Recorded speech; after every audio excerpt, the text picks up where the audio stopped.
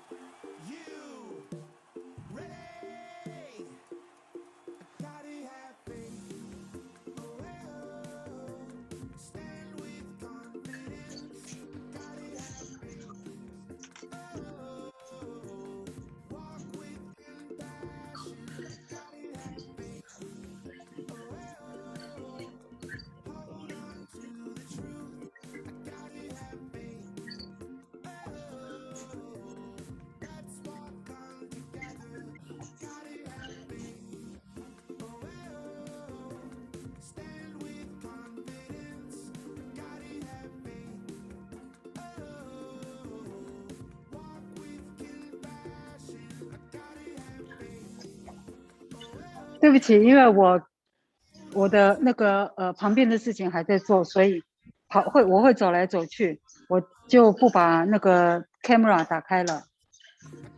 好，谢谢法师。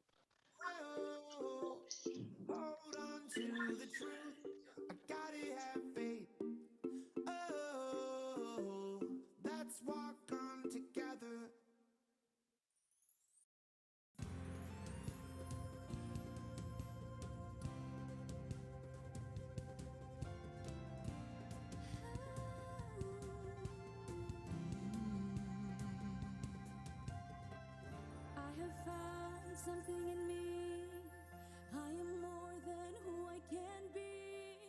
I am born to serve humanity. Dharma shouldn't stop with me. Show the world faith and compassion. Spread the joy to this world. Fulfilling the meaning of life. We are young, we are dreamers, we are one, we dream high. Bringing light to our lives. Give joy, hope, convenience, and confidence. Dharma shouldn't stop with me. It is my legacy.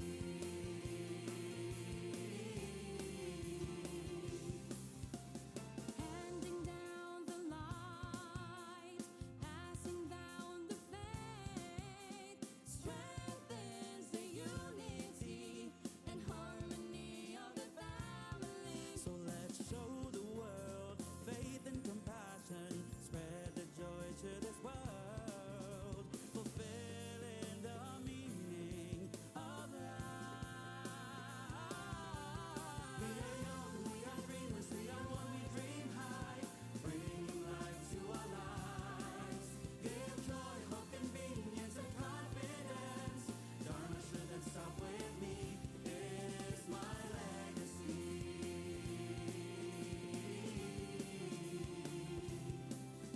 Spread the joy to this world. And be the light to others. Wisdom is the way. In the journey we collide. We are young, we are dreamers, we are one, we dream high. Bringing light to our lives. Give joy, hope, convenience, and confidence. Dharma shouldn't stop with me. It is my legacy.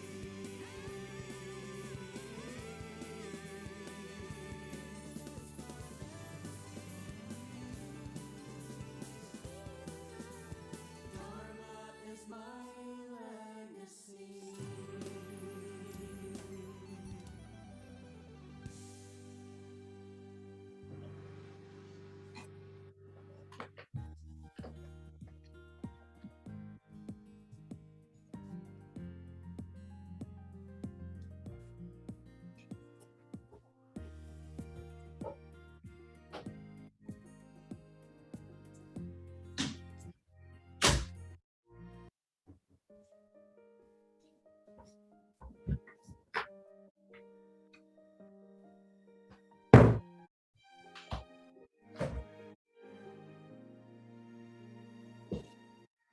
I used to act like someone else to find myself, yet I was always feeling down, lost in the crowd.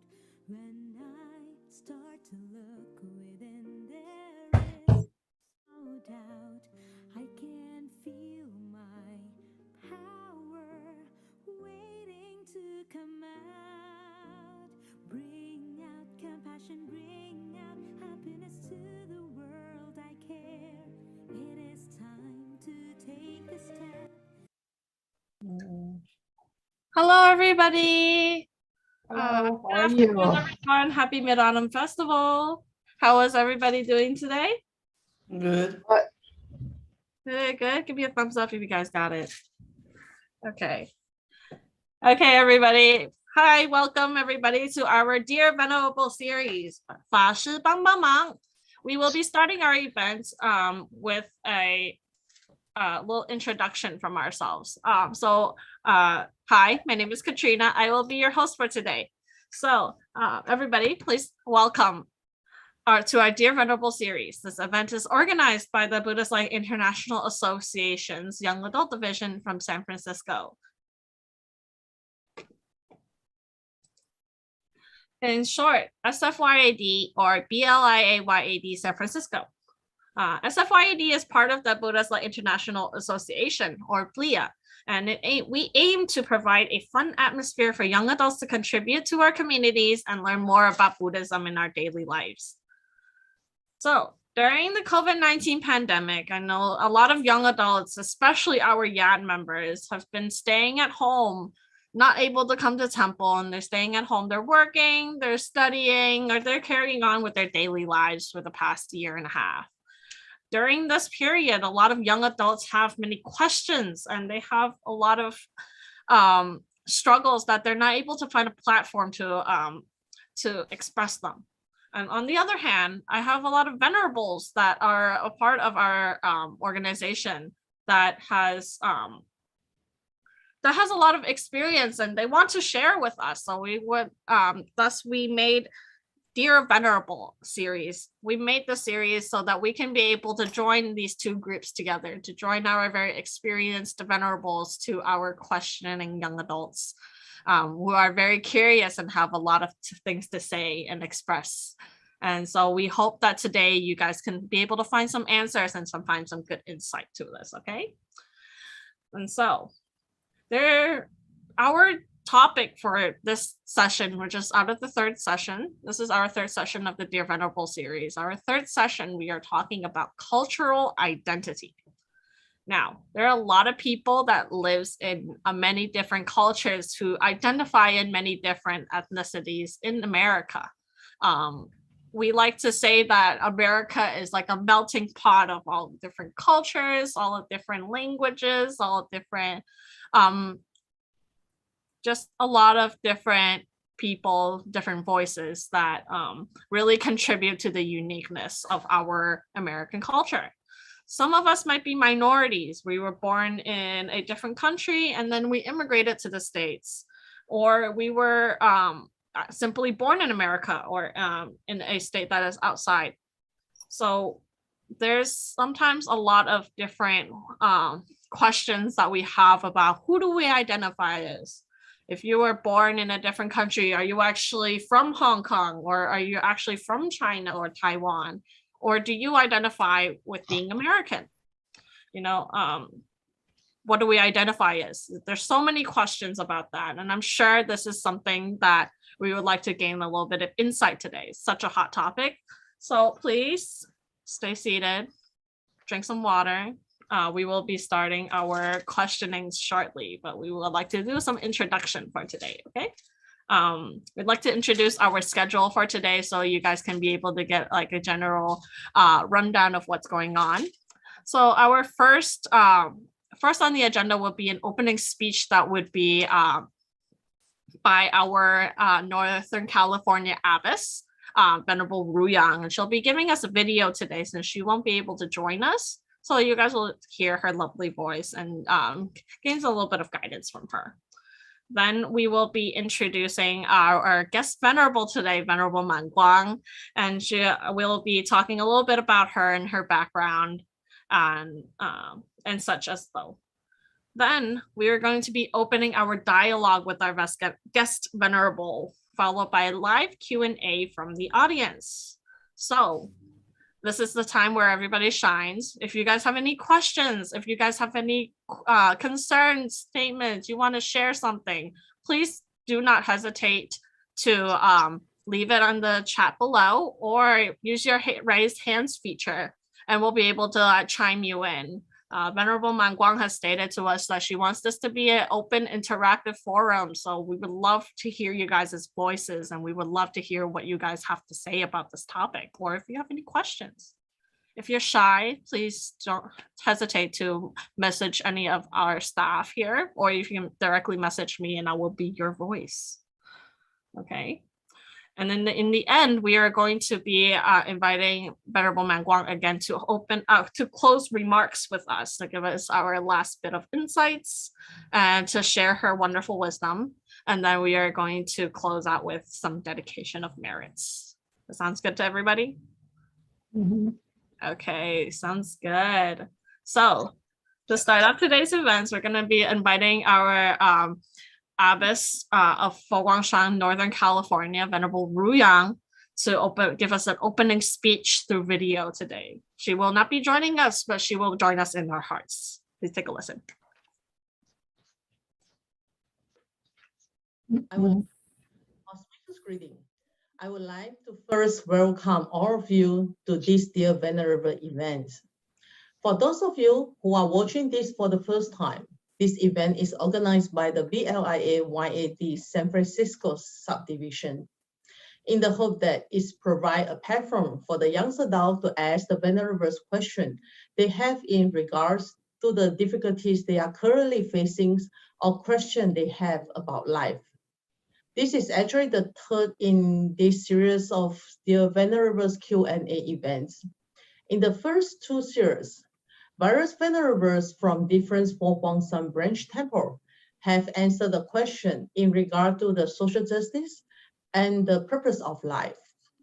For these sections, we are very happy and honored to invite the Venerable Monk Guang, the abbess of International Buddhist Progress Society, Dallas, to answer the question about the cultural identities today.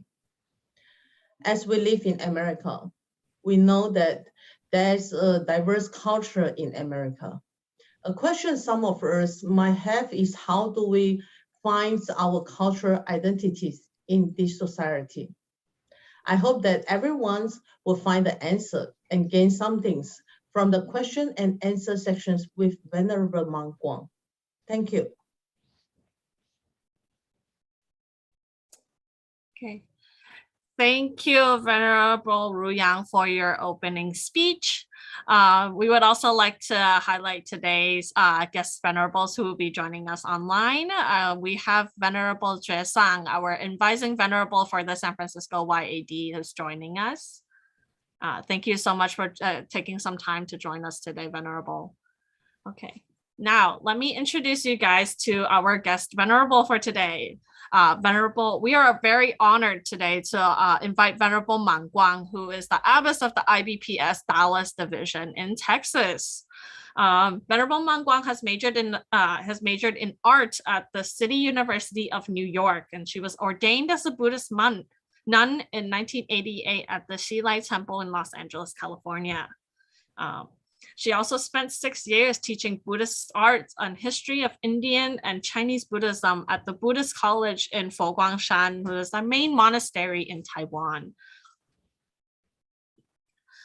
Venerable also served as the editor-in-chief for the Awakening and Universal Gate magazine that is very popular at the main monastery for 15 years. And then from 2004 to 2011, which is around 7 years or so, Venerable Monk Guang served as the abbess of the Boston Branch Temple in Cambridge, Massachusetts.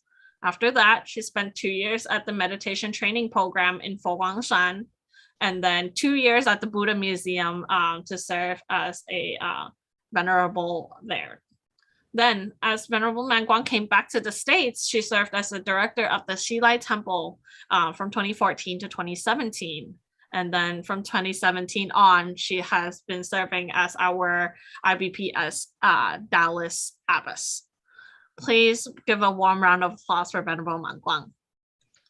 Thank you. Hello, everyone. What a very formal introduction. I have never been introduced like that. That's too formal for me. But anyway, I'm here. And right now I'm at Dallas. And I just checked the participants here. I saw maybe some of my friends are here. So I would like to just clarify, is Joy, is that the Joy I know, or is somebody else? And It's also, It's huh? her. It's her. Okay, you are from Xilai Temple. Welcome you. Okay, why Thank don't you, you show your Venerable. face? You're shy or not? I'm too shy. Oh, you are too shy. Okay, but you can talk, right? I'll try. You have because I just want to saying this is not the not really just all the questions I have to answer. I would like to change it to a more freestyle. It's a forum, just like our hostess, MC told you. It's a kind of a forum and a kind of a platform for you to talk. And I also see Joanna Witherspoon, you are hiding yourself. And I know you are in Hawaii now. And thank you for joining us. And I welcome you to have some your ideas and your message to us. Okay. And I thank you first, Winston, who invited me, and also Celine, and also, of course, our MC, Katrina, before we have the meeting discussing the rundown and the details about the questions. So I feel now just like a person who is going to go the process in the court. So I'm standing in front of a group of jewelry, and then I have to talk and I have to make my words to be believed by you. But I would like to join me. So that's why when we discuss the details, I just told our MC and Winston and Celine saying that I would like to have a more freestyle. So whenever you would like to give some words or you would like to have some answers to the question, please do. Don't be shy.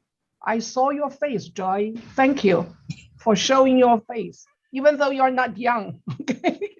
You can see here, we have young adult here, and they are really serious about the question here. So I'm not going to be doing some fun here, but I would like to just start the question I have. Is that the way?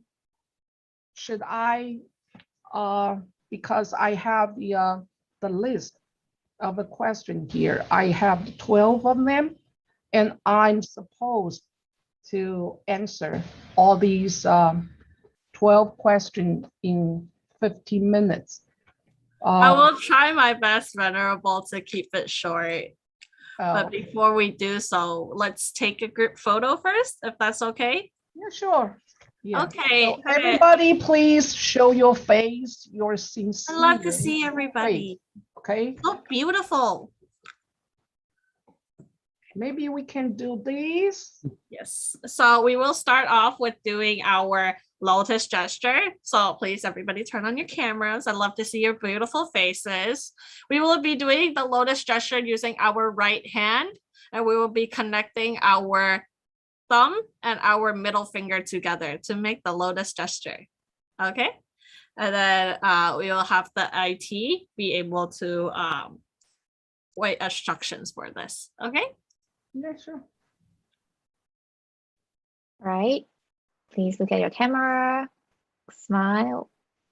1, 2, 3. 吉祥，吉祥。如意。 Okay. All right. Maybe we can have one more. One more. One more. We can have okay sign this time. Okay, 三好。 Yes. 三好, Three 3 acts of good. goodness. Just All our right. okay. Ready? 1, 2, 3. 吉祥。如意。 Okay, cool. All right. Thank you, everybody. Thank you, everyone. Thank you. So, Okay, thank you guys. am I going to read the questions or our MC can read for me? I will, of course, read for you, Venerable. Okay. I will start with reading. I'll begin opening up some questions, and then if you would love to give me some about some insight about those, I will try to make it less judgy and less you trying to convince us to believe you. Yeah, I try to convince every one of you here. I hope we can change their minds instead of forcing us to believe it. But let's get this started, okay? Okay. So our first question that we have for Venerable, there's a lot of people who come from third cultures, such as they are mixed race. They're raised in a country that is not their parents or the country that they have was born from, or they feel like they're not a part of their heritage. When they try to find a culture that they could fit in, they're often said that they are outliers. They are never pure enough to be Chinese or American. They're often being discriminated against because of that difference in culture. So how can we be able to reconcile with that and like tell people that we are proud to be who we are? Okay. As you can tell, this is a big question for me. But according to myself, I'm having a cultural identified doubt here. I'm not born here. I just came to have a study here in New York City. When I went to New York City, first of all, I was refreshed by the New York look. It's dirty, and also it's not the expectation what I had in my mind. But of course, I have some what we call the cultural shocks. And also, when I went to school, I have to learn some habits and the holidays from Jews because my school is a Jewish college. So that in that case, I open my eyes and my mind to receive and observe all kinds of new things to me. Of course, I don't have the problem about the cultural identity because I am a Chinese and I'm from Taiwan. But just a little bit time, I feel some during some conversation, some of the people, they are ignorant to the country where I came from, right? Such as I said, I'm from Taiwan. Oh, Taiwan, I know Thailand. They changed Taiwan to Thailand. I have been there. I said, but I said Taiwan. It's just a little island opposite to the mainland China. Oh, it's the same. You're the same. You're all Asian. So I just, okay, I accept that. But during my times living in America, sometimes even though I don't have really the cultural identity, but still I can feel some kind of not conflict, but just some misunderstanding between people. But since we are living here and I am a nun, I have to embrace everyone. I have to open my mind. I have to open my heart to meet everyone and to create or build a good relationship to them. Even though maybe they are ignorant to my culture, to my occupation. Why you become you are a female monk? That's what they call me. I am a female monk. I said, why don't you say directly, say you are a nun? They don't, and I asked them, they said, but usually we say the female monk. I said, if you say 2 words, why don't you just save your time to say 1 word? And that's very direct. So this is my encountering with these people, but I think I don't really have the hardship. I enjoy the differences about each culture. And before pandemic, I invited a Muslim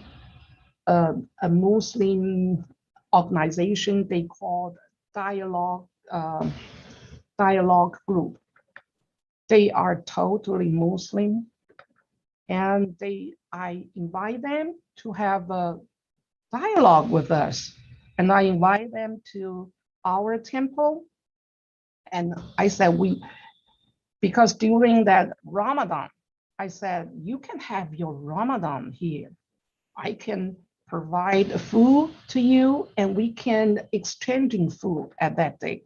And we exchange the idea of fasting to each other. And you know, Muslim, they have never seen tofu. They have never heard of these, and they have never seen what does it like, tofu. And one of them came to our kitchen and he pointed, what is that? I said, that's tofu. That's very general food for Chinese. Oh, what does it taste like? I said, you will know after that because we are going to serve you tofu. So that kind of thing, I pretty much enjoy that differences. That's what I'm thinking. So about the identity, our master Xing said, when he was born in Yangzhou in China, and he went to Taiwan to do the preaching, and he lived there ever since. When he went back to China, the people in China call him the monk from Taiwan. And when he was in Taiwan, the Taiwan's resident called him the monk from China. So at the beginning, he was trying to reconcile his identity. But later on, he said to us, he said, I'm either Chinese or Taiwanese. But right now, I think myself, I am a Earth citizen. I am the citizen who lives in this earth. So I am 地球人. That's why I think even though maybe we have encountering difficulties or have difficulties about our cultural identity, but if we can take a look at the example from our master, I think we can be more open to what we are facing to. Since most of you are born in America, and of course you are American, but beside American, you have your own culture from your family, from your lineage. I think that's a good thing. To me, I think it's good because we can learn more different cultural and embrace more different values from different culture. So I think just open our mind, and of course sometimes we have to just to get more communication with others so that we can understand each other and we can appreciate each other. Okay, so this is my experience. Thank you. Can we say that Venerable Master Xing Yun had his own little identity crisis at that time? Yes, I think that he definitely, yes. he is not narrow. Yeah. He is very broad with open-minded to see him, not a monk, not a male monk, Right. but he is the citizen of the earth, Right. or They're maybe simply the human. citizen of the universe. I think that's a good view. It open our mind.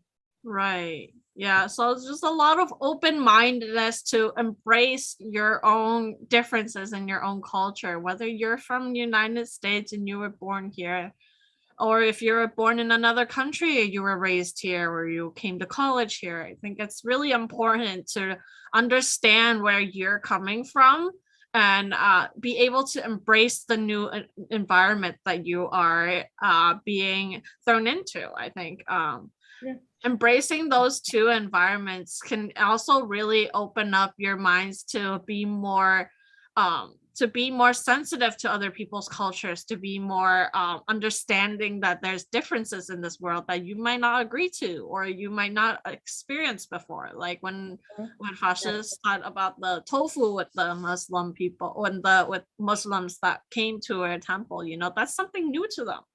They never have, they probably have never had that introduced in their diet before. They don't even know this made out of soybeans. There could be so many things that they have not introduced, they have not been introduced before. But if you have that open mind, you can be able to really open up a whole new world of experiences and culture. And it's just a really great way to understand how you can be able to identify. So if you don't know what to identify as, I'm just simply human. You just say that. I am simply human. I am simply the citizen of the earth. Okay. Yeah. All right. Speaking of citizens of the earth, I think when we were speaking about how Venerable Master was saying that he's having a hard time talking about where he's coming from, I think a lot of it is has to do with his religion as well and how people perceive him from his religion. So we have another question that's asking that I am ashamed to be seen as a Buddhist because I am the only one amongst my friends and everybody around me teases me and does not understand what Buddhism is about. They think it's really superstitious, or they think it's really weird that you have this religion. They just cannot understand. How can I make them understand or have give a good explanation to them? Okay, so before I becoming a nun, even though I'm from Taiwan, but I'm not from a Buddhist family. And when I decided to becoming a nun, and that was my parents got frightened because they don't understand at all, and they criticize Buddhism a lot. Oh, they are too old. Those monks and nuns, maybe they never take a bath. Such a thing like that. But gradually, of course, right now, all of my family, they became Buddhist. The way I use is very simple. I just wait. I just be tolerant. And by any chance I have, I will invite them to listen to the talk of our Master Xing Yun and invite them to our temple, and also just talk to them with interesting history about Buddhism, such like that. So this is my very simple answer, but someone I would like to invite, one of my friends here, I think she faced the same problem. So can I have Joanna, to maybe you have your words, and can you speak out your experience like this? How do you deal with this kind of situation? 老师吉祥，老师，Aloha everyone from Oahu. My name is Joanna Witherspoon, and I was actually born in Taiwan. My mom is Taiwanese, but her parents are from China. And my father is African American, and he served in the military as special ops. So they met in Taiwan. So I am multi-ethnic, and I have Christian parents and a Jehovah Witness brother, just to give you some background. But Spicy to mix. answer the question, it's a melting pot over here. But to answer the question that is currently number 2, that in regards to how to interact with mixed race born in the US, or wait, no, I'm actually 3. My apologies. 对不起. See, I speak a little Chinese, but most of the time Perfect. I say 我不知道. I don't understand. So,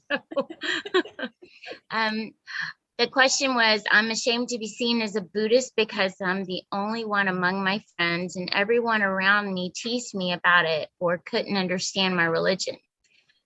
As a mindful, evolving adult, I'm 48 years old. No, I am not ashamed and to be seen or known as Buddhist.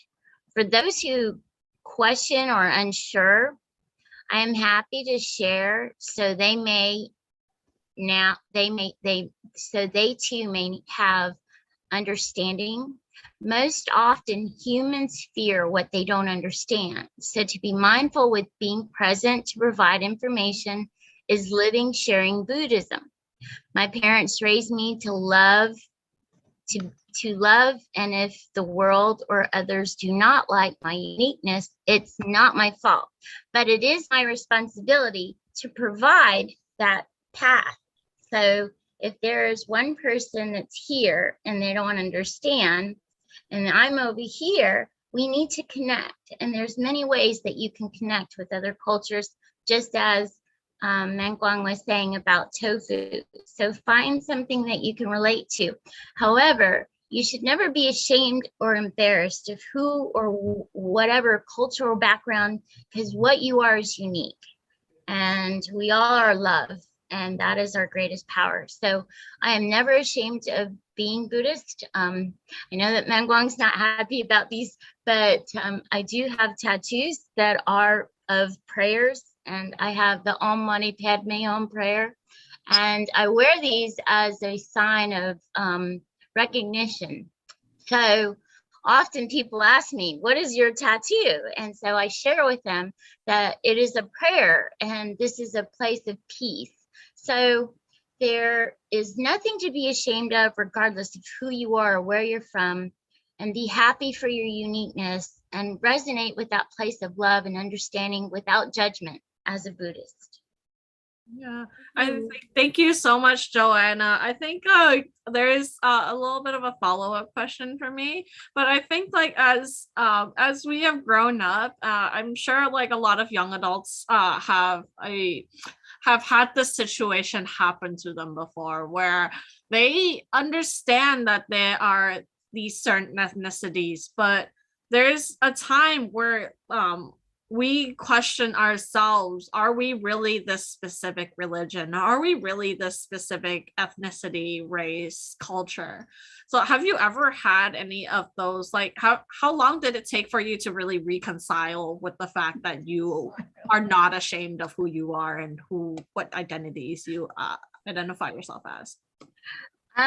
It's a process. I mean, once you come to the temple, and anyone who has been to temple, it's also the place where if you look Chinese, it's great. So if they see you, but if I say ni hao ma, and then they start talking and then they go into a conversation, I'm usually, whoa, stop right there. So realistically, it's an evolving process. But once you get to the place where you accept yourself, there is that place of peace that sits with you.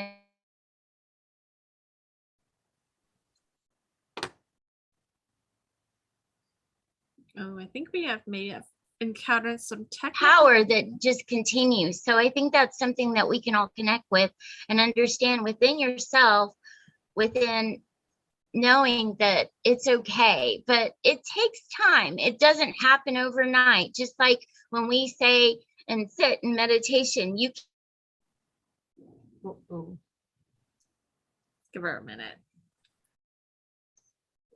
That's too far. build your process. So as and out, remember to be mindful and to allow yourself to grow Mhm. and Okay. evolve, because you're not going to be the so one breath at a time, mindfully just evolving as a better sentient being on this planet to love. Yeah, I just want to add, I wait for my family members to accept Buddhism and also accept me as already ordained as a nun. I wait for at least 10 years to let them totally surrender to Buddhism. So yes, this is a kind of process, but if we can just treat everyone as possibly as kind, or we have compassion to them because we are Buddhist, we have to show our kindness and our compassion to them. Everything, I mean, these will be solved. Just show your wisdom and your tolerance, your patience, and your kindness and your compassion to them. Okay. Thank you. Oh my God, thank you so much, Johanna. That was such a wonderful little blurb that you got for us. And I'm so happy that I was able to really hear your story. And I'm sure everybody is as well. Aloha from Hawaii. Let's see. We have another question that that our guests are burning to ask you, Venerable. Okay.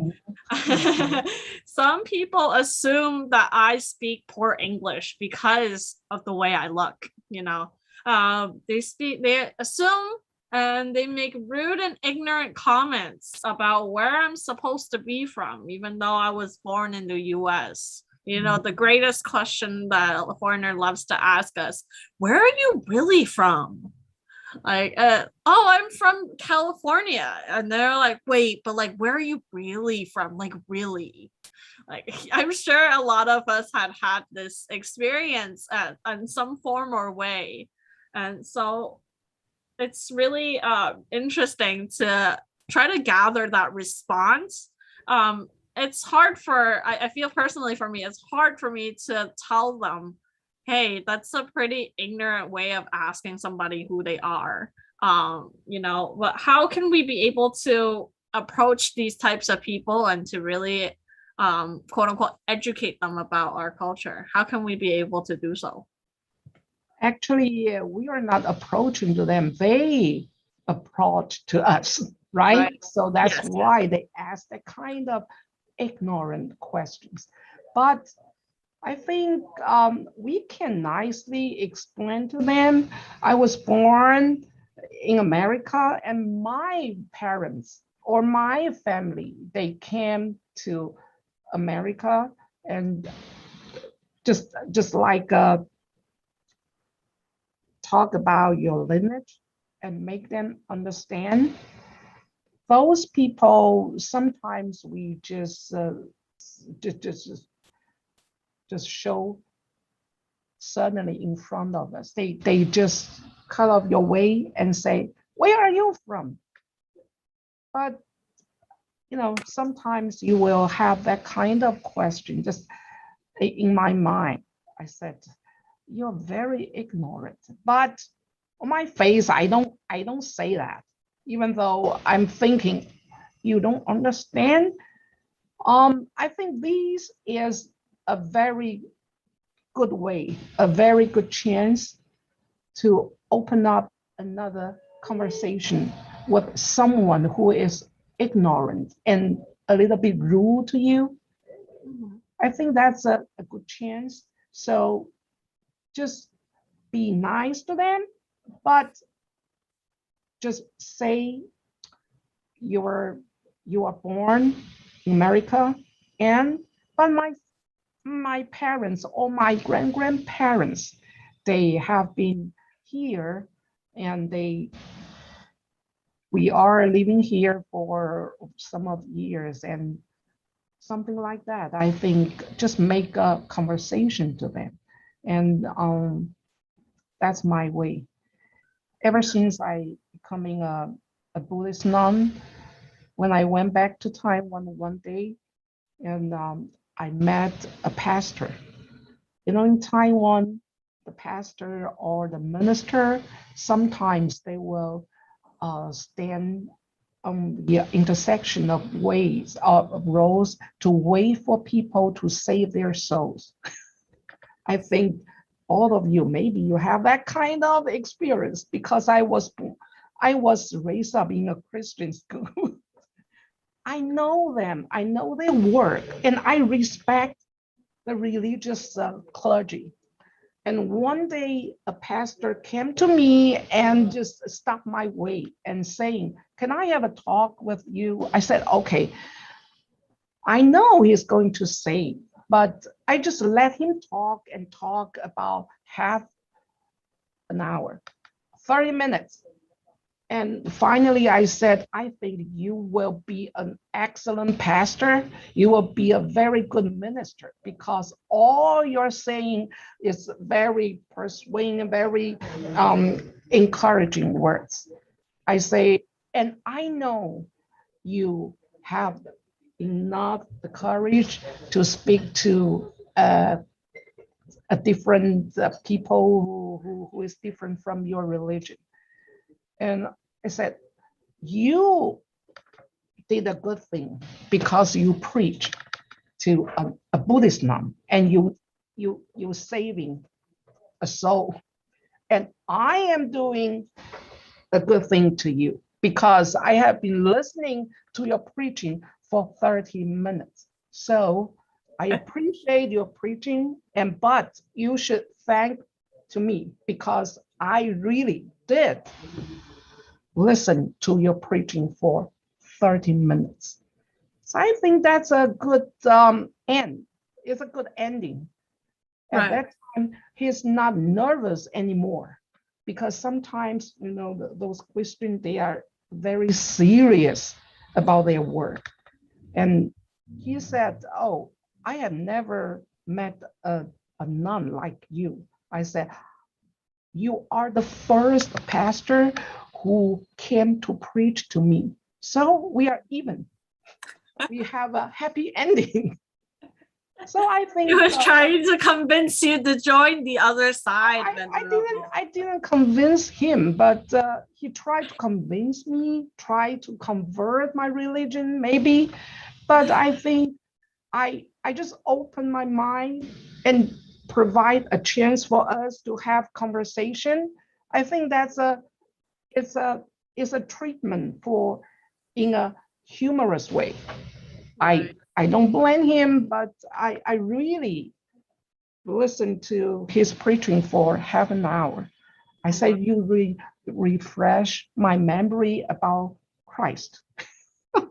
And I learned a lot in my high school, my boarding school. Oh my gosh. I Yeah. think it's actually quite hilarious how he was he's really had the confidence, you know. I think he felt the confidence that he can change you. It is possible, you know, but I guess it's a little bit of his ignorance as well. Is that not right? I don't think he is ignorant. I think he is doing his duty in a very serious way, because when you talk to the people, what's the word for that? You are different from, your religion is different from theirs. There's a word for that. He's trying to save a soul like me. Right. My religion is different from his. So I appreciate that. I really appreciate it, because I was raised up in a Christian school. I respect Christianity, I respect all kinds of religion. So I think that's a way to deal with those kind of things. Okay.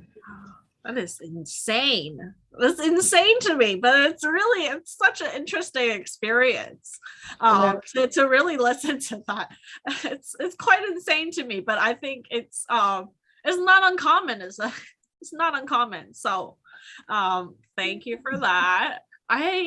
Joanna has a raised hand. So Joanna, if you would love to share what you got. I was just gonna add that I have personally witnessed the non-judgmental and very compassionate ways of Venerable Manguangxi when I brought my mom, who originally was Buddhist, and she transferred over to Christianity after my parents were divorced.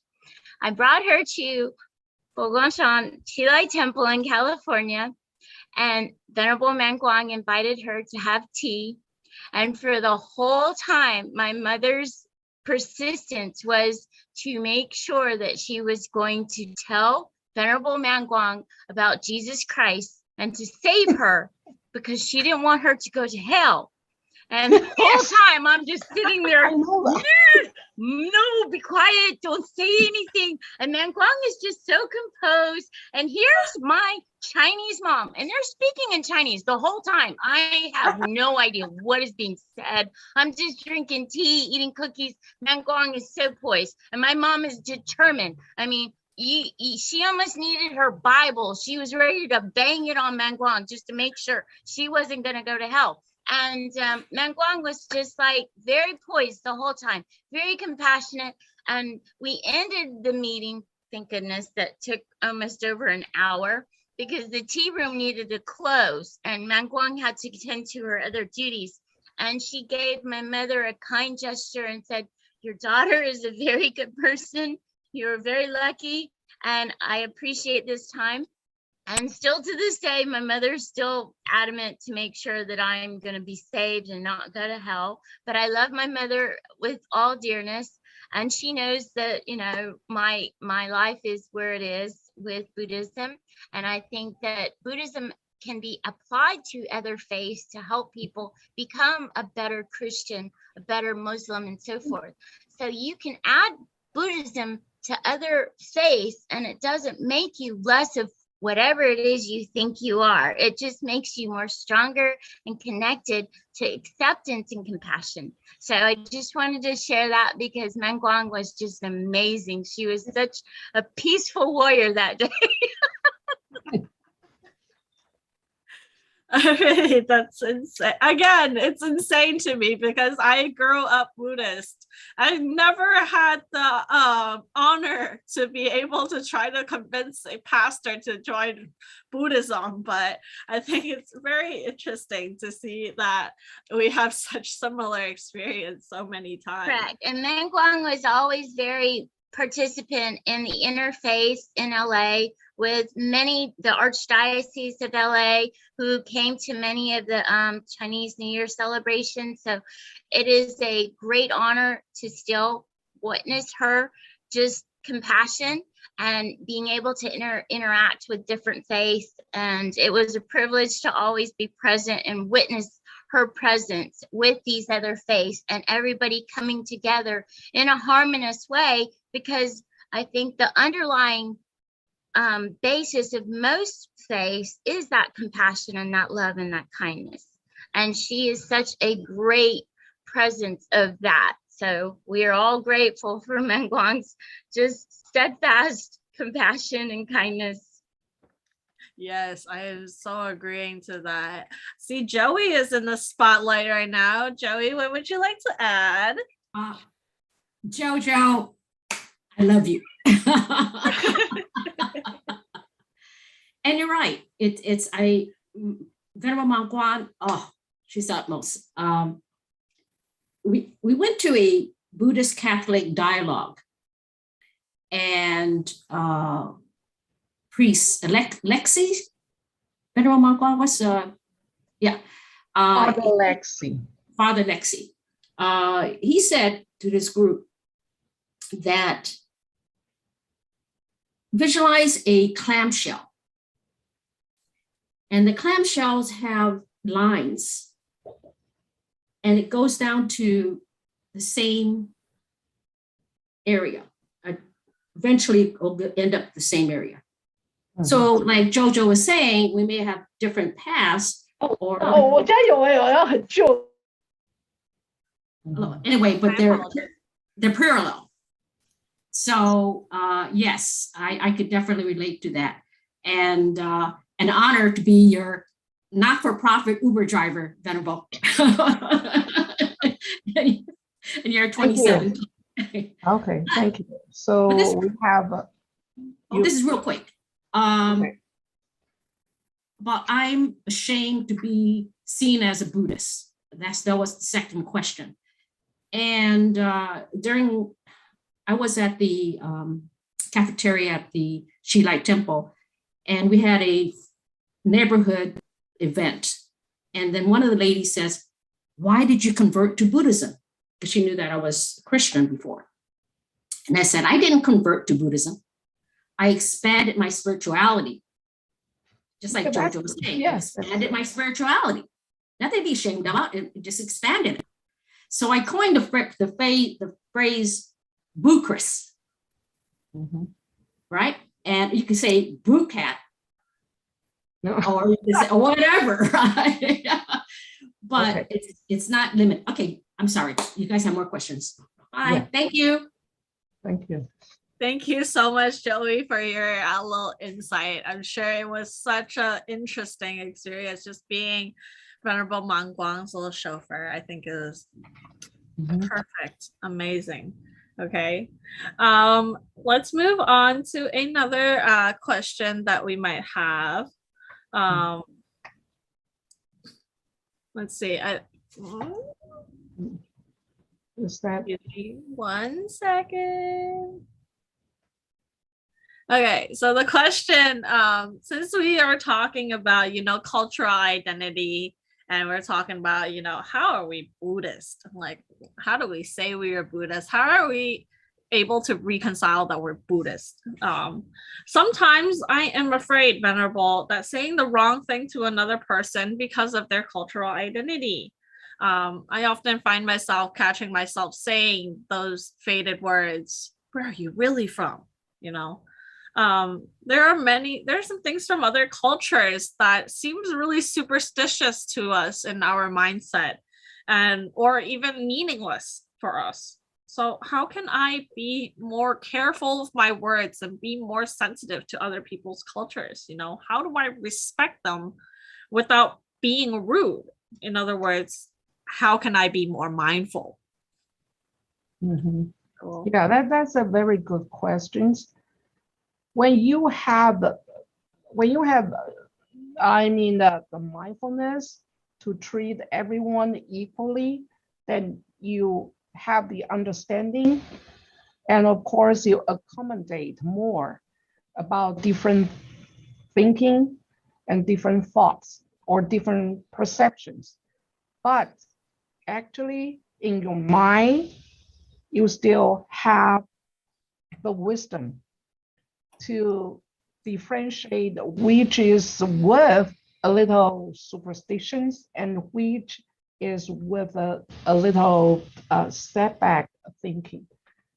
So for me, of course, a lot of people, they have different thinking or perceptions. And some of them, they are not Buddhist or Buddhism, but they still think that their thinking is right. At that moment, of course, we don't judge people very quickly. We don't say, no, your belief is so superstitious. I'm not agree with you. But I think still that's a good time or a good moment or good chance for us to introduce a better perception to that person. So when we learn Buddhism and we have the benefits, we feel the benefits of Buddhism, why don't you introduce to others? I think that's the main point. If we know the good things and we know we can learn a lot from our own faith, then why don't you just promote them? And if you want to ask someone in a very nice and a good manner way, I think they will accept you. Once they accept you, they will listen to you. They will listen to your words, and they don't think this is rude. So when you want to ask people for anything you don't understand, of course, you have to think, is this the right way? Or you can ask. I think we can create more conversations and more perspectives with each other. So that way you can understand more about each other. Okay.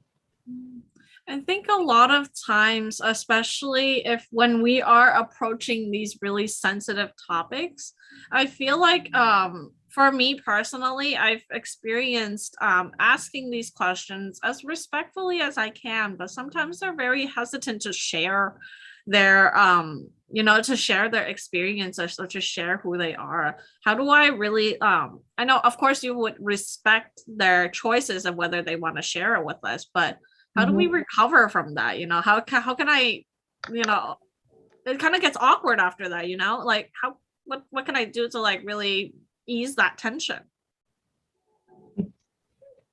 But in that way, I think the best way is still you just ask yourself, is this as sincere? Is this out of my practice of compassion? If you think that way, I think people can feel you. And you don't feel awkward and you don't feel any difficulty to communicate with them. So in that case, then you can start with a very friendly and very even compassionate conversation. Yeah, I think that's the way we can choose.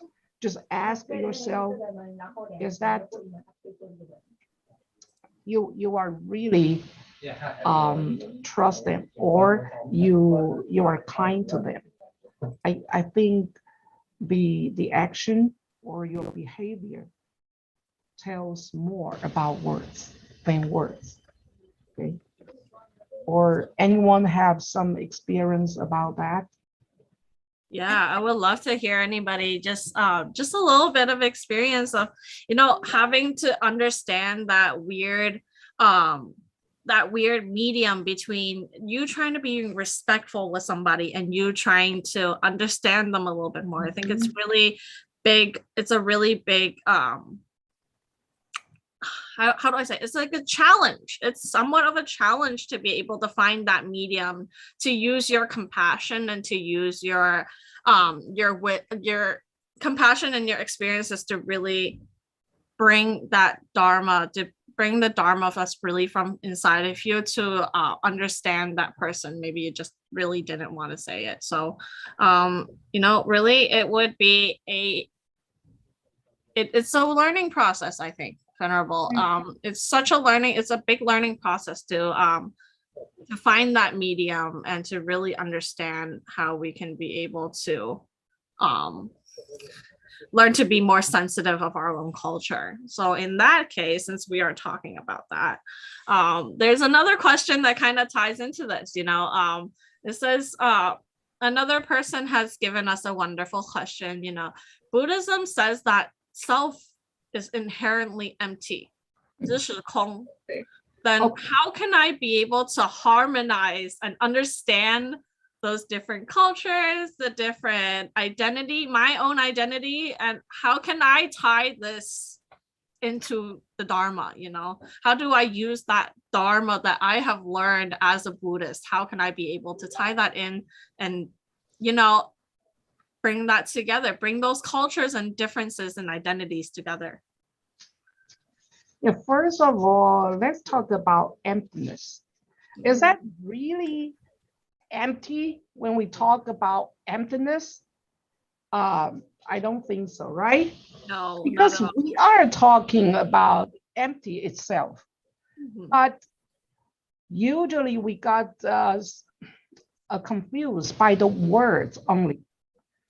Emptiness is not a word only. Emptiness is a kind of mind state when we really feel or we have that kind of experience of totally calmness. That's what we say.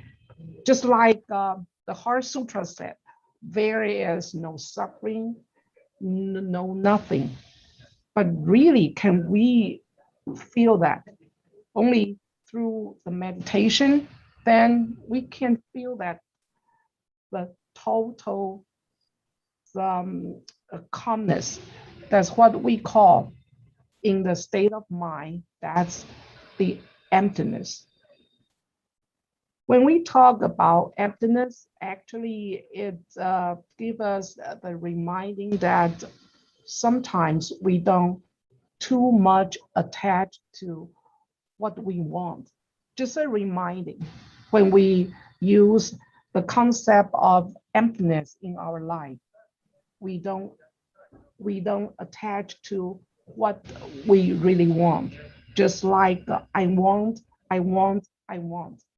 and you will just release your idea of attachment. That's why we have the teaching of emptiness. But when we encountering with people, and we also know that when we facing the people, we need to build connection with them. And our master Xing Yun, he said we can use the 4 means of embracing and also 5 harmonies to help people.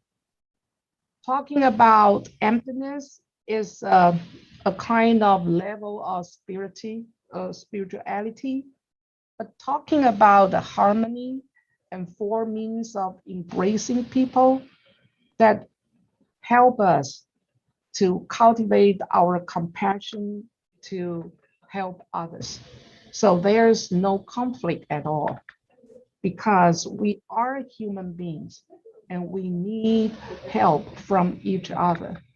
So giving, you helping, or you accommodate a lot in your mind, and also you make harmony in yourself first, so you can have harmony with others and even to the whole world, to your society, to your community. And the most important thing, just do 3 good deeds. That's very simple. As a Buddhism practitioner, we just reflect ourselves. We can have a good behavior, and then we have a good thought, and of course we do good deeds. I think that's a very simple and important one to have that kind of concept. Thank you. I think it's really important. I think the first thing that I've always told anybody when I talked about Buddhism is always 3 good deeds. You do good work, do good things, you speak good words, and you think good thoughts, you know. It's such an easy way for you to be able to tie that into anything. You can really, it doesn't have to be about Buddhism, you know. Venerable Master Xing Yun has always told us, you know, Buddhism, humanistic Buddhism has always been about tying this back into the human world and really understanding our religion from the human perspective in layman's terms, so to say, you know. You don't have to be Buddhist to understand the 3 good deeds. Mhm. You just simply have to be human. You just be a good person, really. It's that simple. It's that simple. You just have to be a good person. Just strive to be the best person you can be. And one of the best ways to do that is through the 3 good deeds, Always compliment somebody. I say that Joanna has a really cool hat and a background that moves. That's insane. Love it. It's or I can say, oh, Joey, you have a really good looking shirt. There's a lot to be able to. I love that shirt. It's a Lotus shirt. It's so cute. Just a lot of good words of affirmation, a lot of good just energy, and thinking those good thoughts can really take you very far in life. So it's lovely to be able to hear from Venerable. It's lovely. I think our interrogations are done, Venerable. I think it is time for us to Take a rest. I saw Venerable's face light up. Venerable face light up, and you're like, oh my god, it's done. But let's open up our forum to have other people join us today to be able to speak. I think Venerable is done. She's done with it. But let's open up our forum up to live Q&A, and any questions that anybody has, please link it down into our chats or raise your hands. Joey said, our subchapter is selling those shirts. You're selling those shirts. Please give me one. I'll buy one from you. No promotion for your t-shirt. Okay. We are not talking about the t-shirt. We are talking about the identity. Shameless promotion for that, and I am contributing to that. I'm so sorry. Okay, let's get our questions going. Anybody have any questions? I love to hear from you guys. I talk too much. Let's see. Let's listen to others. You have any question? Anybody?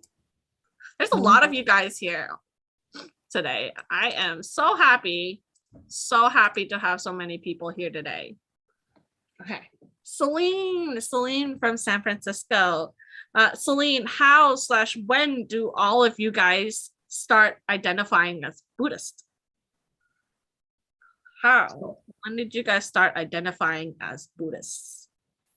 Pasha, would you like to start that one off? Is that question for me, or is that a question for all of you? So just call their names. I think it's cool. Wait, no, but how? I've never heard this story before, Fasha. How did you end up being a monk? I know you said that really simple explanation in the beginning, but how did you encounter Buddhism?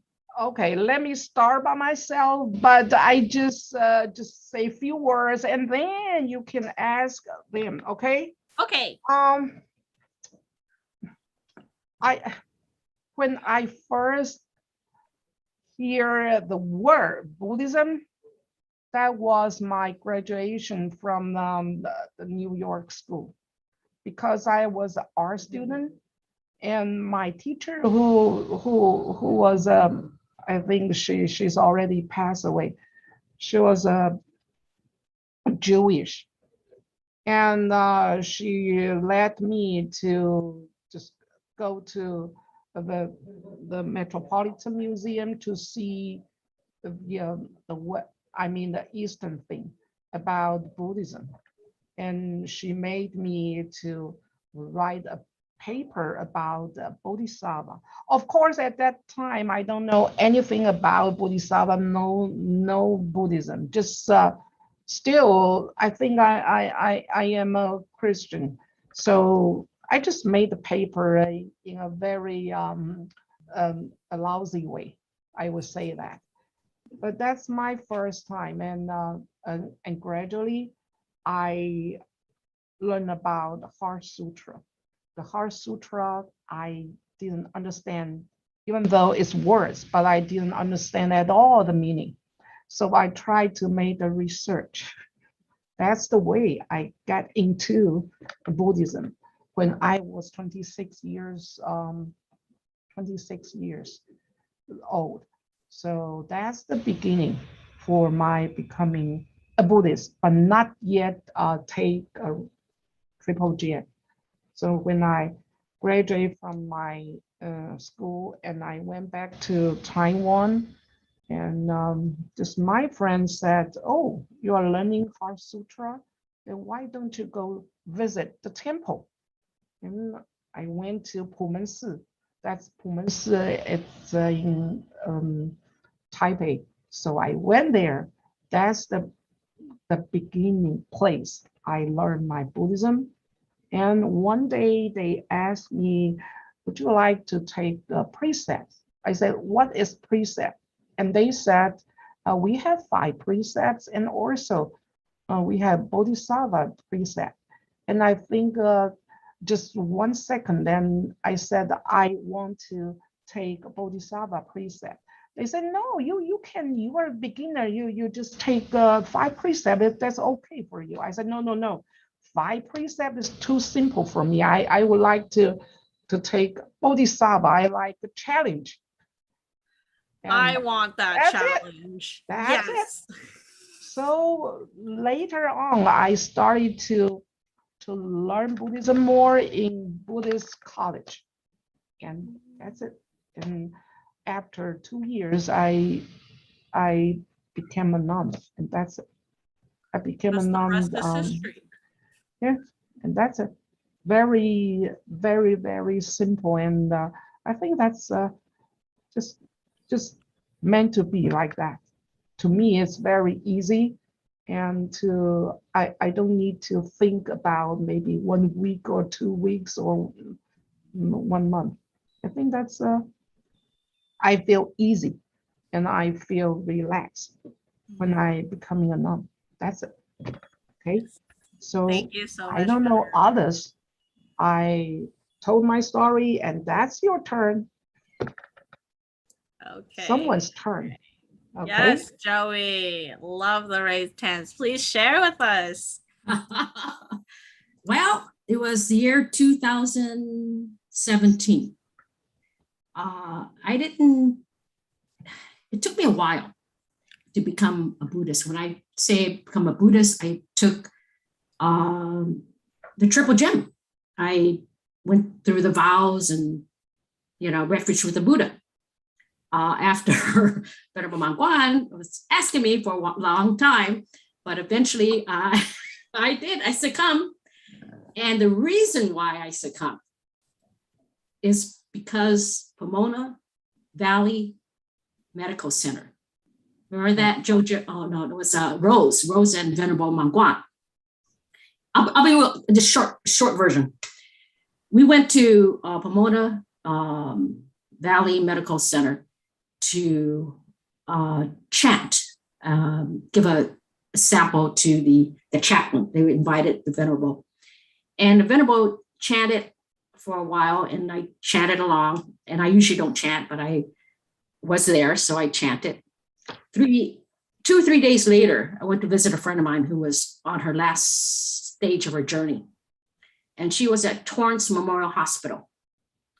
And I wasn't able to see her because it was family members only. So the sister, I never met the sister before. The sister said, "Oh, you're Joey." I said, "Yeah, I'm Joey. I hope you don't get upset if what I'm about to tell you." Denise the other day said, "Tell Joey to shut up. I'm trying to sleep. Tell her to stop chanting." And, and I said, well, I don't get offended, easily anymore, but I don't chant.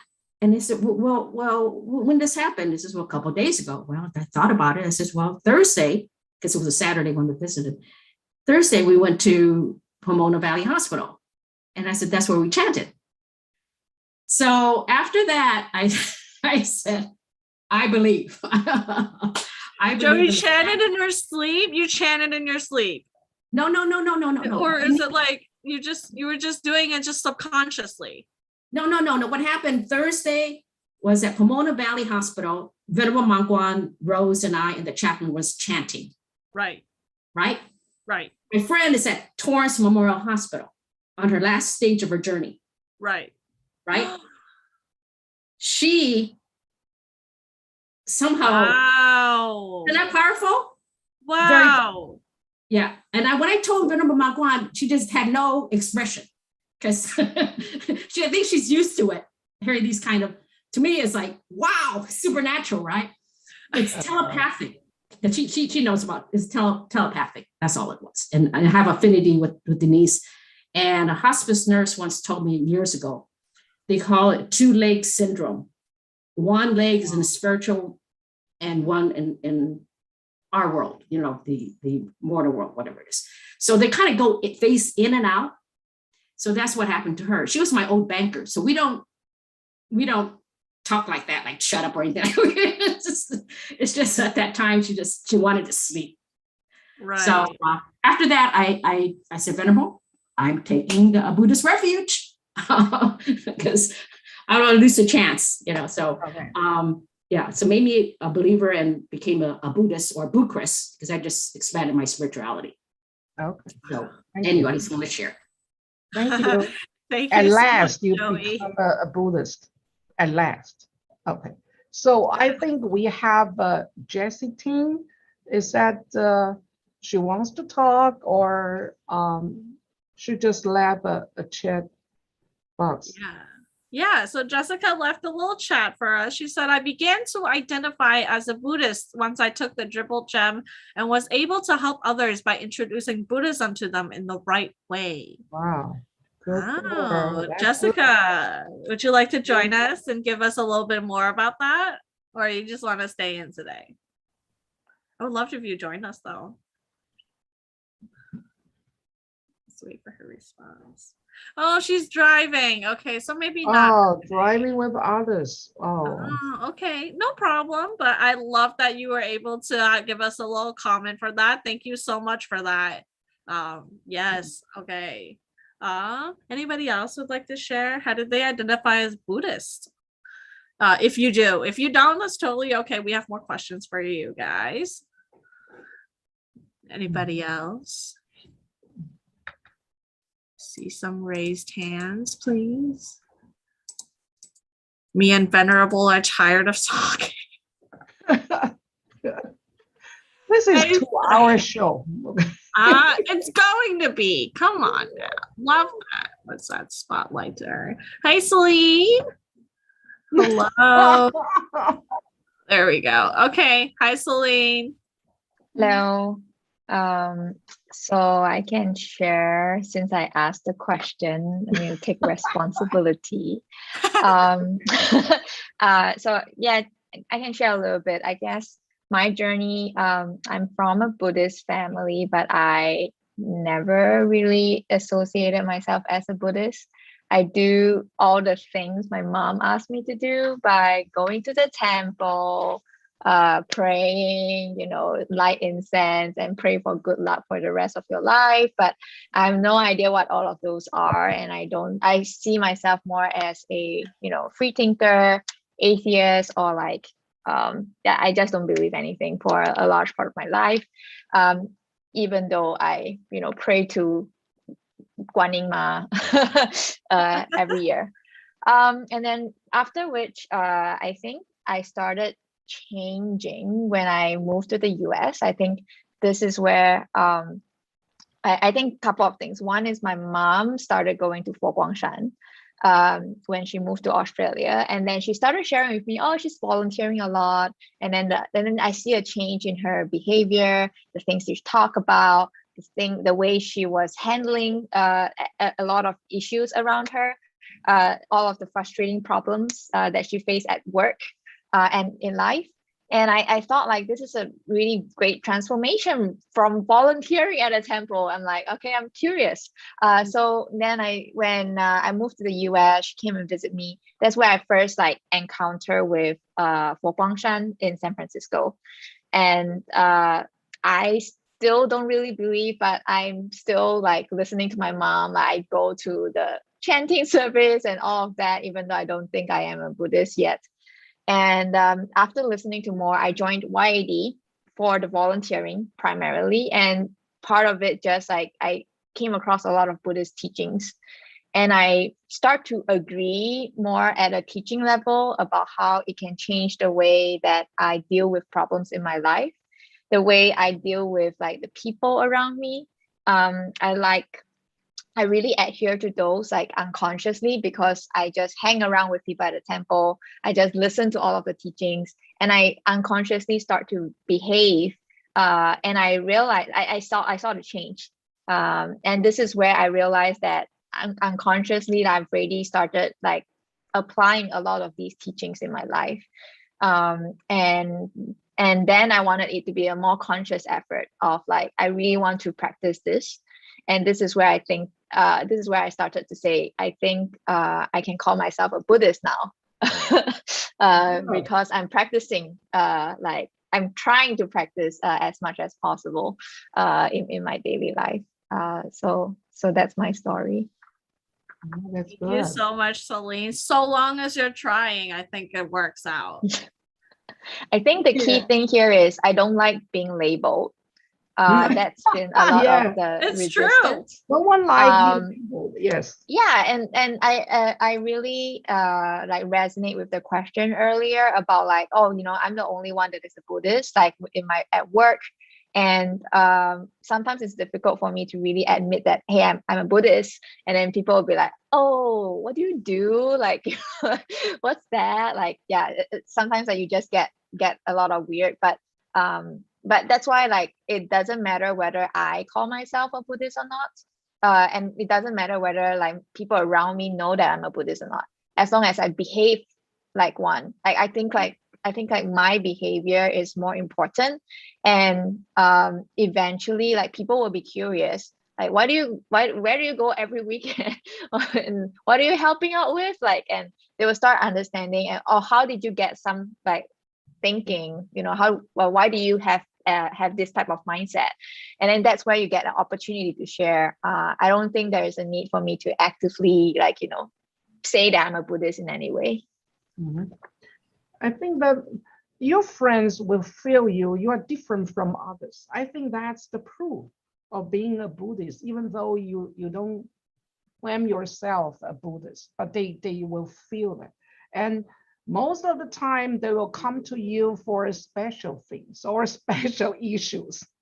That's my experience, because they think that you are different and then you must be smarter than them. Okay. Thank you for sharing. That's very good. Thank you for sharing. Thank you so much, Celine.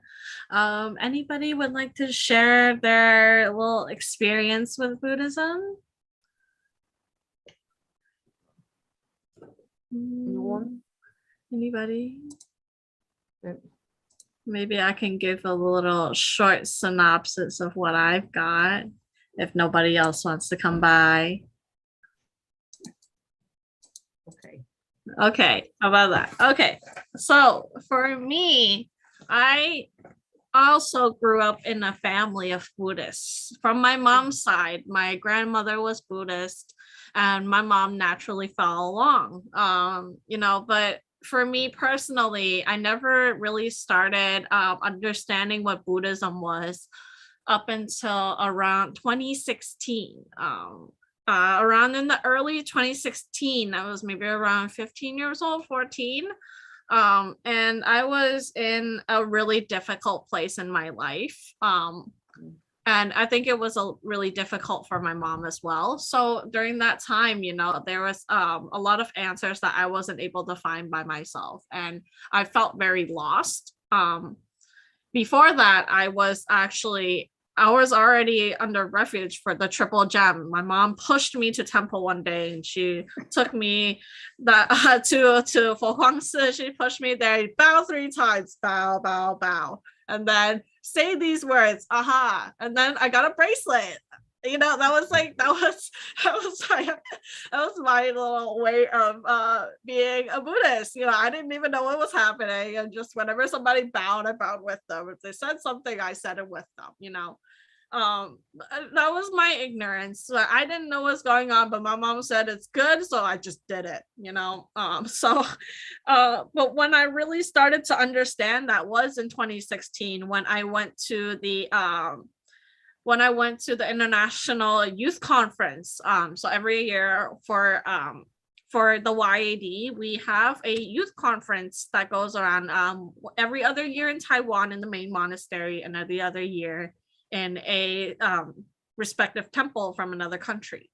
So I was there. It was the 20th anniversary for our YAD. So it was a very special time. You know, I came in at a perfect moment where there was so many people. It was my first time traveling besides to Hong Kong internationally. So, you know, I was really excited. Venerable Miao Zong that day, I remember very clearly. She was like, "You want to go to Taiwan?" And I was like, "Yeah, I want to go to Taiwan."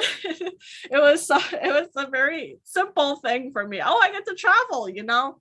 It's always been my thing. So I said yes. And when I went to that conference, that week really changed my life.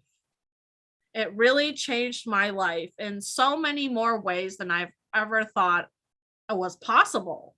I saw so much pride and joy and happiness just from being there and being in that environment, to see all these young adults be so at one with what they believe in, and so at one with how they feel. You know, just seeing thousands of young adults just thinking the same thing, experiencing that same joy, really changed the way that I looked at life, as I looked at life at a very bitter standpoint at that point in my life.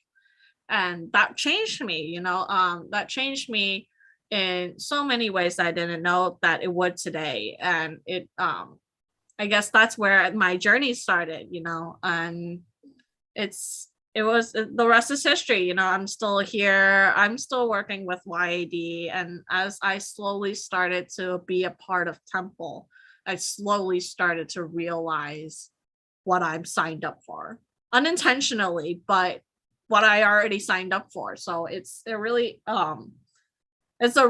eye-opening experience for me that really changed my personality. Pretty much anything that I identify as today, culturally, religiously, by myself, was because of that week that I spent in Taiwan.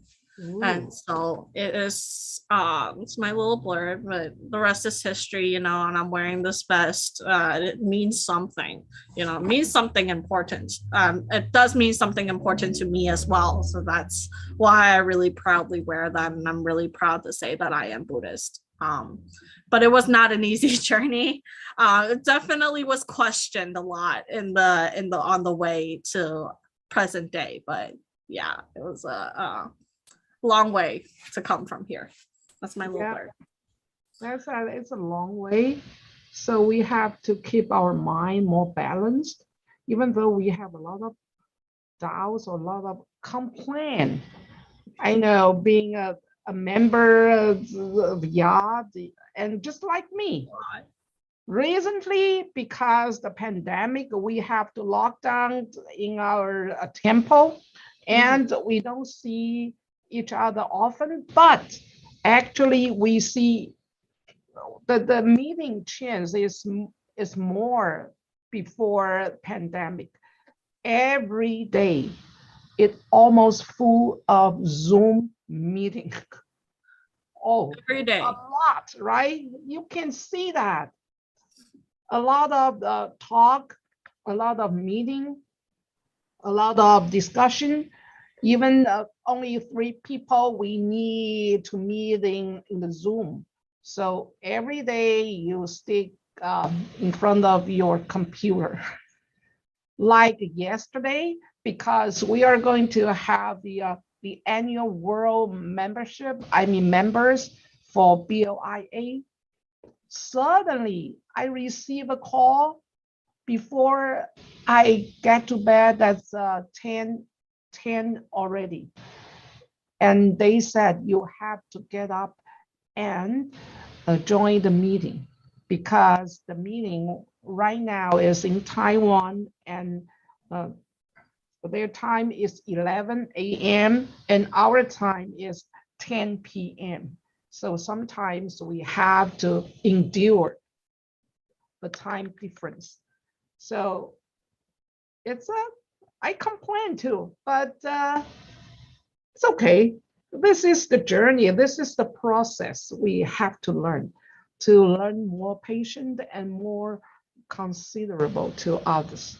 So let's do it, and in a long way. Okay. And thank you for your sharing. You're so young. Oh, when I was as young as you, I don't know anything about Buddhism. So you must have the good connection in your previous life. We will say that, right? I think so too. Yes. Yes, that's good. It's all about your affinities and where you end up in life. Yes. Yeah. Okay. So back to others. Anyone who wants to share?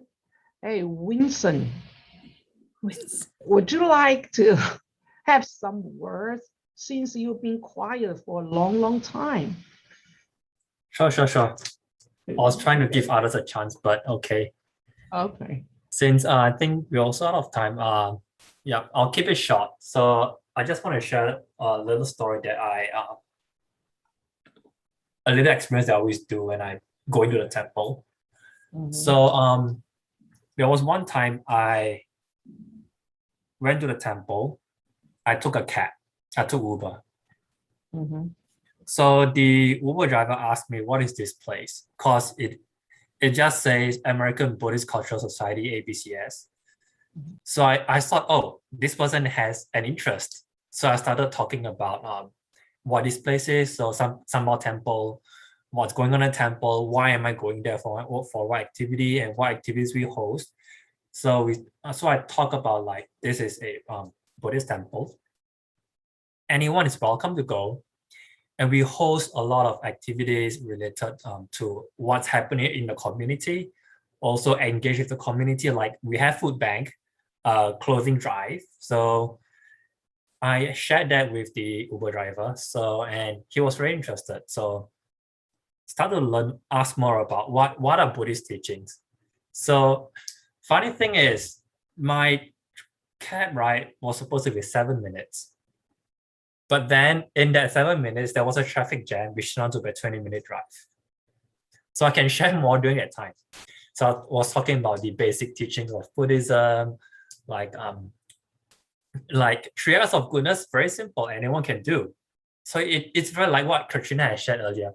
So it just helps you become a better person. Anyone can learn about Buddhism. It's for everyone. It's also for the human world. So we talk a lot about what just doing the 3 of goodness every single day, just do one day, can transform your life, can transform how you interact with people in the long run.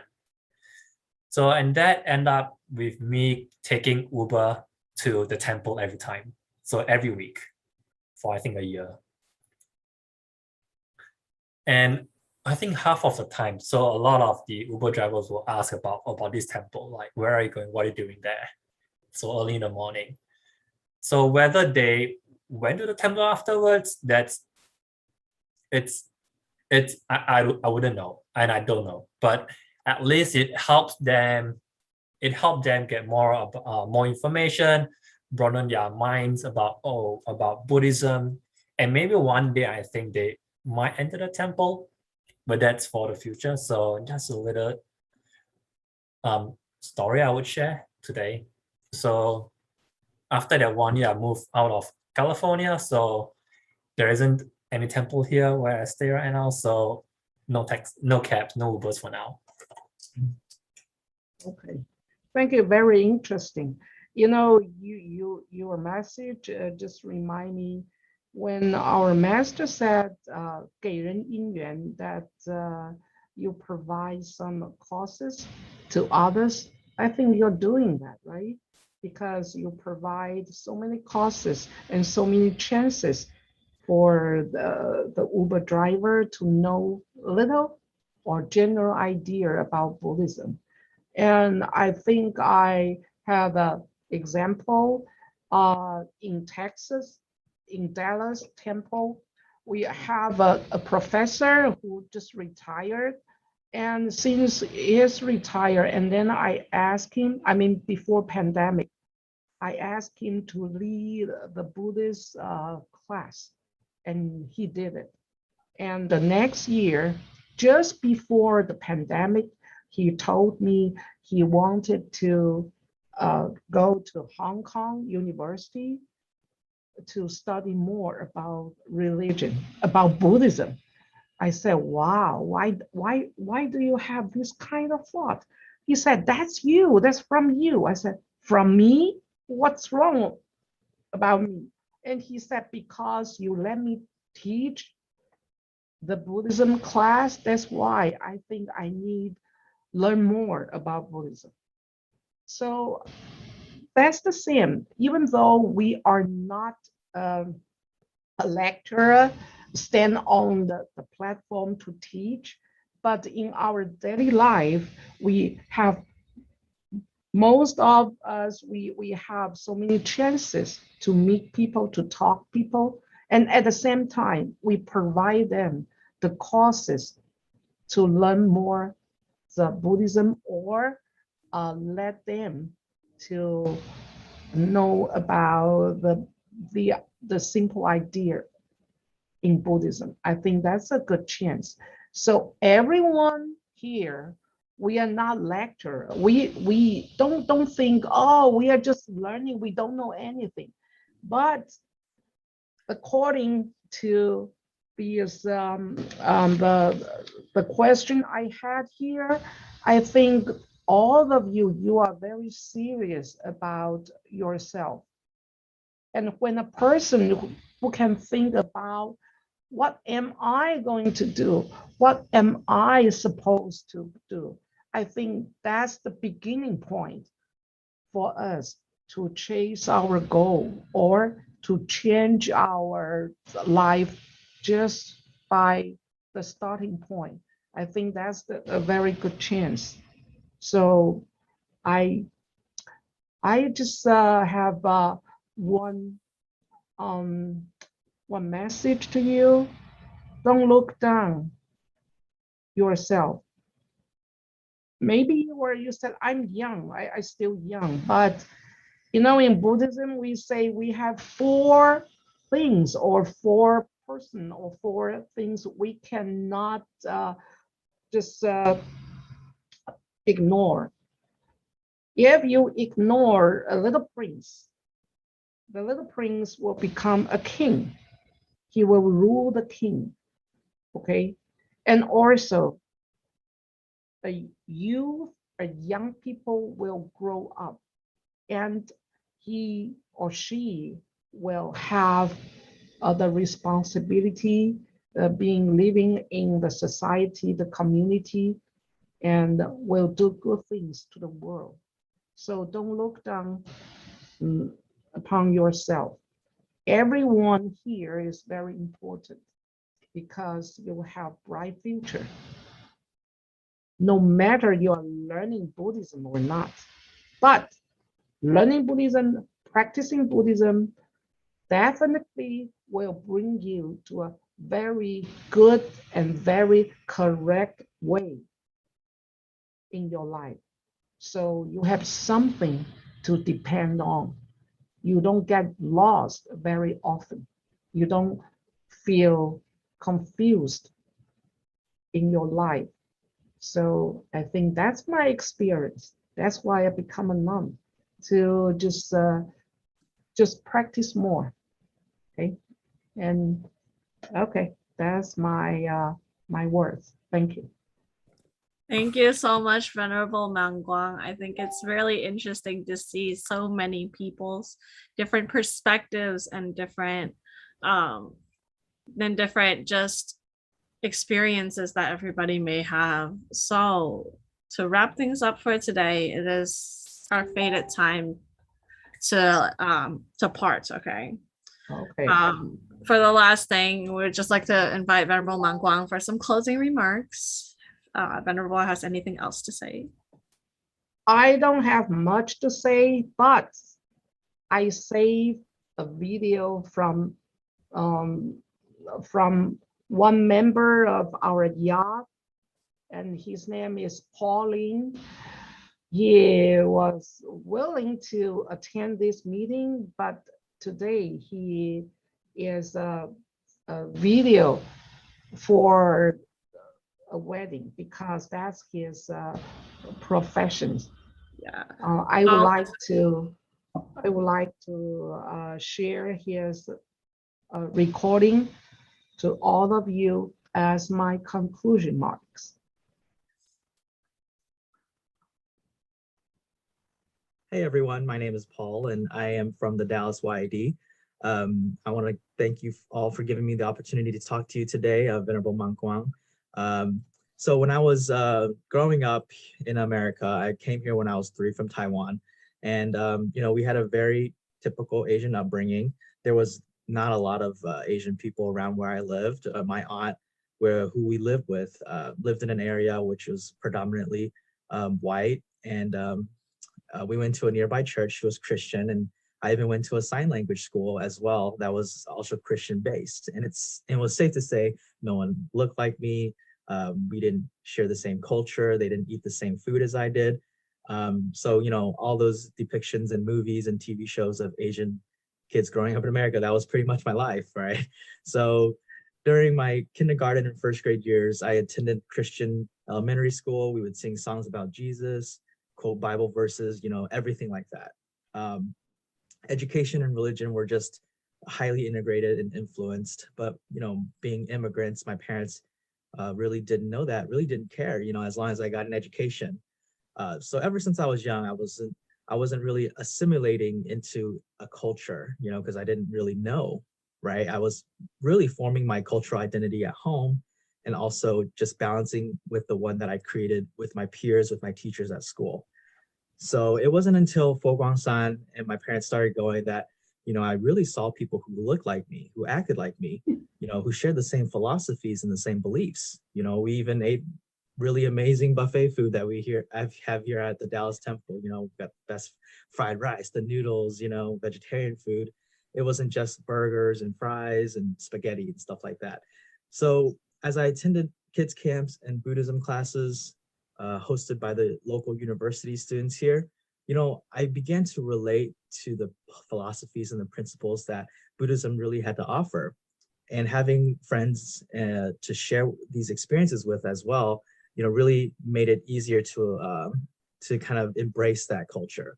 So looking back, you know, I'm about to go film a wedding right now, you know, and a lot of the weddings here are, you know, Christian, Catholic, faith-based, you know, and so looking back on my past experiences, I've really appreciated that I was exposed to those faiths because it not only helped me relate to my colleagues, my clients, and it helped me better understand their points of view. It really did affirm my commitment to Buddhism. So when it comes to, you know, YAD and my responsibilities in YAD, I've really become an ambassador to Buddhism and sharing our faiths and cultures with others. You know, whatever you may hear on the news about Texas, you know, the Dallas that I know and I love and I lived here forever is very diverse, and it's a very tolerant city filled with a lot of religions and a lot of cultures, if you know where to look. And I think that's the most important thing is actually taking that first step to opening your eyes, your ears to listen, and your mind to accept these and embrace these views. So Buddhism teaches that we're all interconnected, and by kind of connecting, taking that first step to connect with like other cultures and identities, that you're able to strengthen and find your own. And so, you know, I'm a student as well. I'm still learning from all our faith-based communities here. And, you know, I'm a sponge. I like to just take in everything. And yeah, so thank you for listening today, and have the rest of the Venerable Mangwan is very great. So I know she's gonna fill your minds with a lot of knowledge and expertise. So thank you all.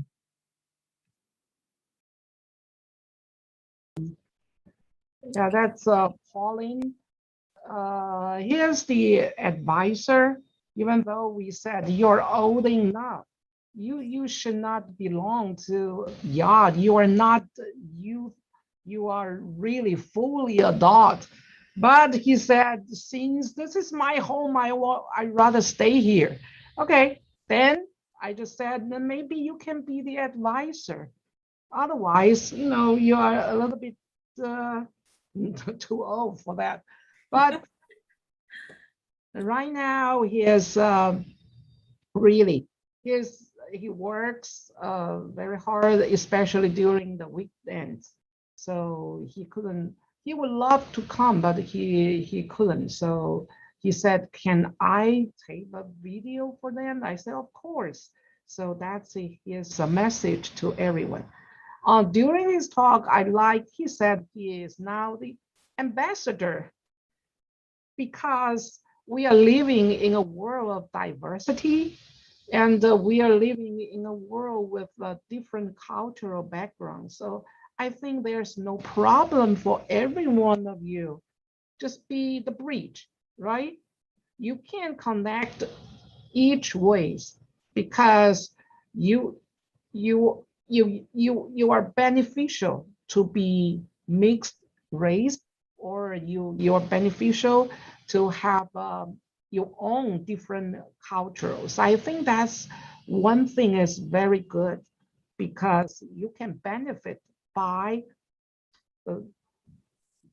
knowing more cultural than others.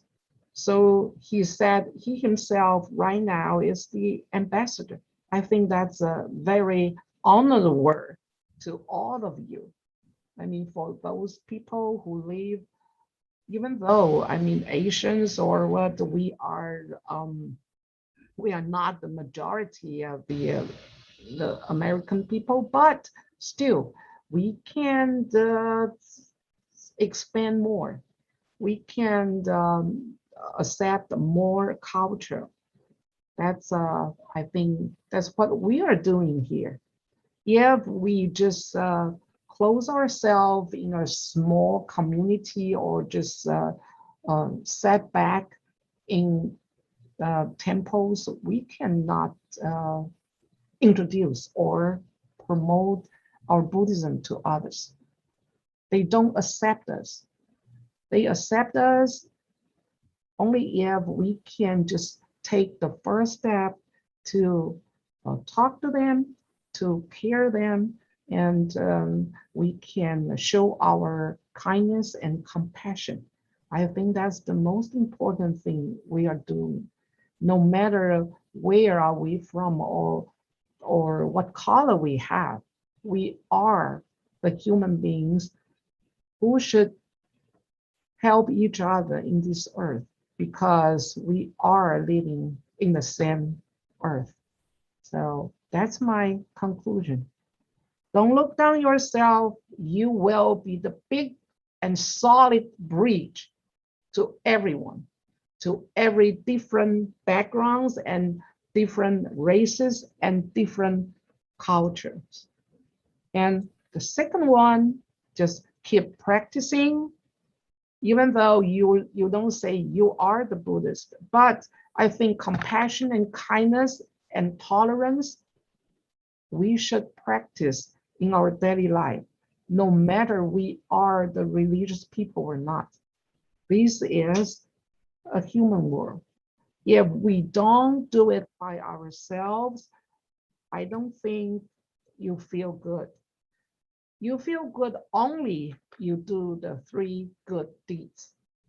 So let's keep together, and we try to do the 3 good things every day. Okay, thank you for joining me. Thank you. Okay. Thank you so much, Venerable Mangwan, for your closing remarks. Thank you, Paul, for taking the time to give us that wonderful insight about it. I think a lot of us know and love Paul from just all of our temple events, and I hope he is doing well. Okay. For the last thing of the day, we would like to end our workshop by reciting the dedication of merits. I'd like to once again invite Miangguang Fa Shi to lead the dedication of merits. Please join your palms and read along. Thank you. We read together. May kindness, compassion, joy, and equanimity pervade all worlds. May we cherish and build affinities to benefit all beings. May chant pure land and precepts inspire equality and patience. May our humility and gratitude give rise to great vows. 菩萨保佑你们. May the Buddha bless all of us. Thank you. Thank you so much, Venerable Miangguang. That concludes our third series of the Dear Venerable. I hope we all learned a lot from our Venerable Miangguang, our best venerables, and our fellow participants for today in YADs. I hope you guys are safe. I hope you guys are well, and I hope you guys have a wonderful day. Thank you so much, everyone. Thank you. If you guys have any time for today, I would love for you guys to fill out a survey for us. So this is the survey that's on the screen right now. It just gives us a little bit of feedback on how we did for today's events. And if you guys have any suggestions for further topics, we would love those suggestions, and we will definitely try to incorporate whatever we can get from you guys in just like 2 minutes, that's all I need. And then for our next series, we have a number 4 for our final number 4 Dear Venerable series will be in December. Now, the topic is solidified, but we won't know who the Venerable is until that time. So our next topic is for romantic relationships. I don't know how we're going to deal with this one, but I'm sure it's going to be a very interesting hot topic for us. Yes.